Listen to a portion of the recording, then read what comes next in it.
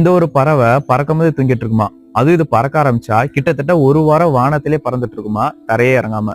தொண்டைக்கு கீழே பலூன் மாதிரி பெருசா இருக்குல்ல, இதோட பேர் வந்து ஃப்ரைகேட் பேர்டு.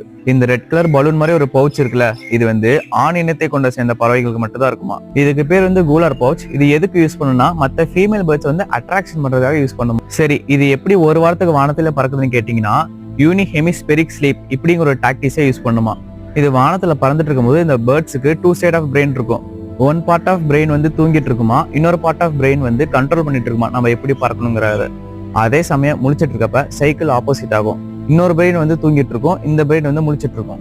ஸோ இந்த மாதிரி செயல்படுத்தி தான் அது வானத்துல போகும்போதே தூங்கிட்டு இருக்கும். அதுவும் கிட்டத்தட்ட ஒரு வாரம் தரையே இறங்காம. இதை சயின்டிஸ்ட் வந்து ஜிபிஎஸ் வச்சு ட்ராக் பண்ணி அதுக்கப்புறம் பிரெயின் மானிட்டர் பண்ணி இந்த பறவைகள்லாம் ஒரு வாரம் கிட்ட விடாம பறந்துருக்குன்னு கண்டுபிடிச்சிருக்காங்க. இந்த மாதிரி நிறைய இன்ட்ரெஸ்டிங்கான கண்டென்ட் பார்க்க மறக்காம நம்ம பேஜை ஃபாலோ பண்ணிக்கோங்க. அண்ட் நெக்ஸ்ட் வீடியோல பார்க்கலாம்.